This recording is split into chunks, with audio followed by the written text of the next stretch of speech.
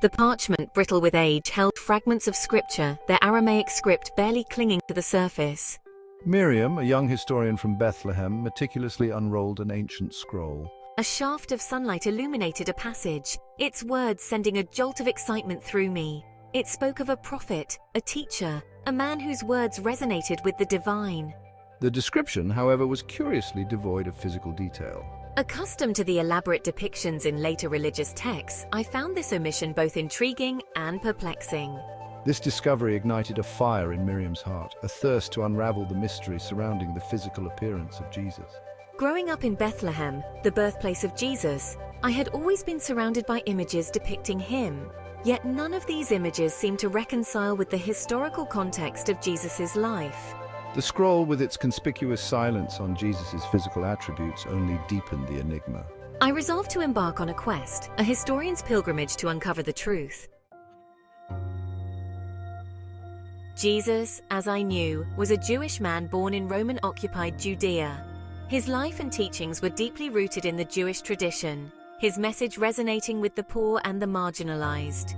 The Gospels, the primary source of information about Jesus, focused primarily on his teachings and miracles, offering little insight into his physical characteristics. This absence of a physical description, I realized, was not an oversight, but a deliberate choice. The Gospel writers seemed more concerned with conveying the essence of Jesus' message than with painting a physical portrait. The lack of a physical description in the Gospels, however, created a vacuum, a blank canvas upon which artists and theologians of later centuries would project their own interpretations. This, I understood, was the crux of the debate surrounding Jesus' physical appearance. The image of Jesus, free from the constraints of historical accuracy, became a mirror reflecting the cultural and societal biases of those who sought to portray him. Miriam's research led her on a fascinating journey through the history of art. She encountered a dazzling array of depictions of Jesus, each bearing the unmistakable imprint of its time and place of origin. Byzantine mosaics portrayed Jesus with dark hair and olive skin, reflecting the Eastern Orthodox Church's understanding of his Middle Eastern heritage. Medieval European paintings, on the other hand, often depicted Jesus with fair skin and flowing blonde hair, an image more palatable to the European sensibilities of the time.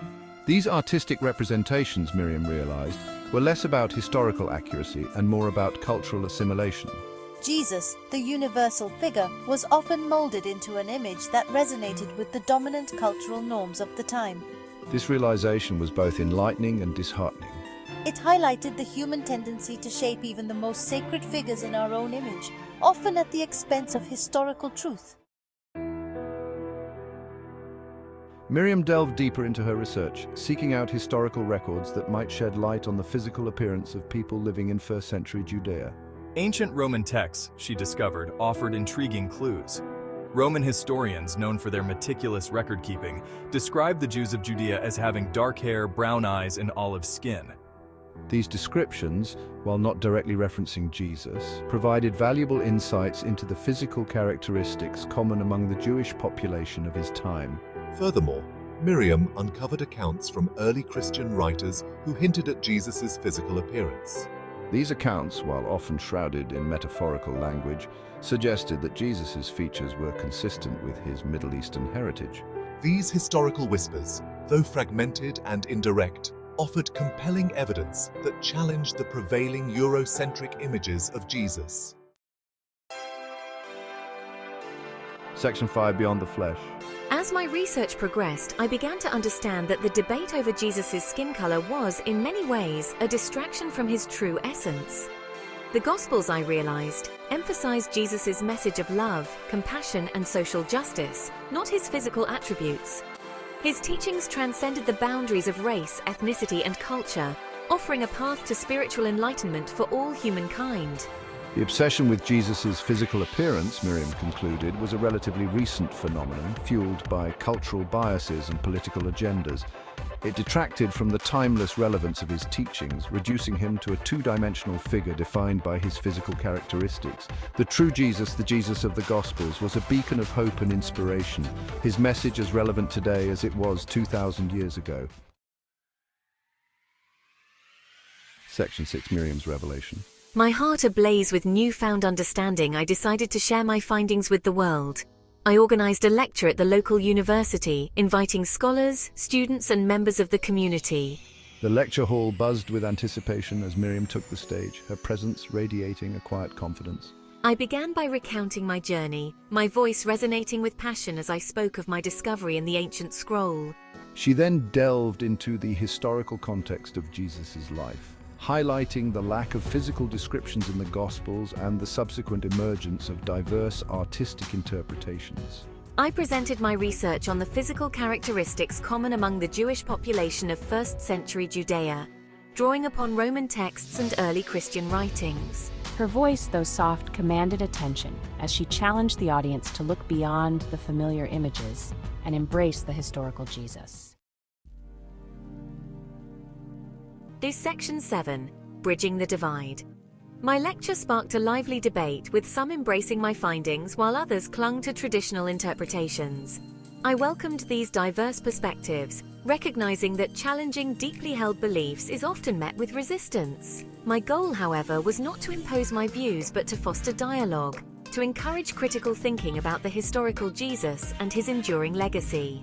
The lecture, to Miriam's delight, extended beyond the confines of the university, sparking conversations in homes, cafes, and places of worship.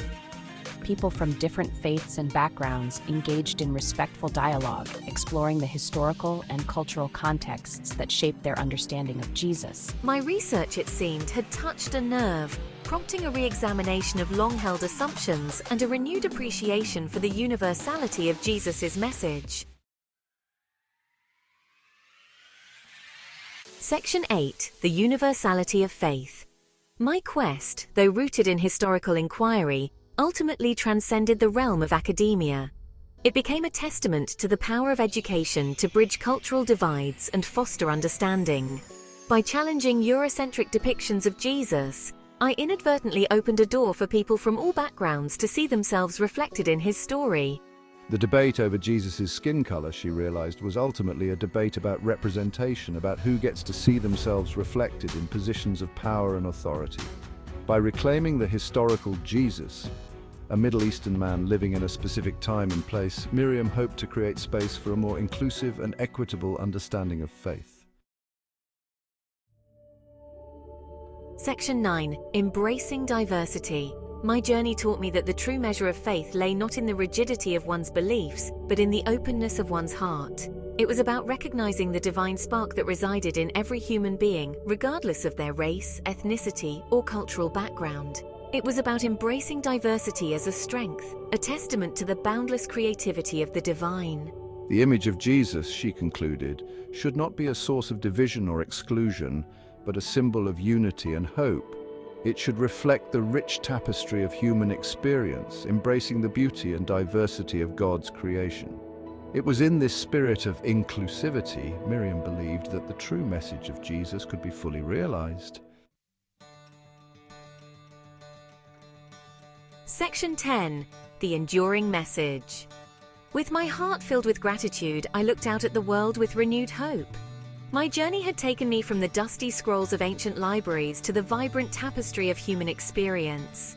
I had encountered resistance, skepticism, and even hostility, but I had also witnessed the transformative power of dialogue, understanding, and empathy. The debate over Jesus' skin color, she realized, was just one facet of a much larger conversation about race, identity, and belonging. It was a conversation that was long overdue, a conversation that had the potential to heal old wounds and build bridges of understanding across cultures and communities. And Miriam, the historian from Bethlehem, was determined to play her part in shaping this conversation. One story, one lecture, one act of courage at a time.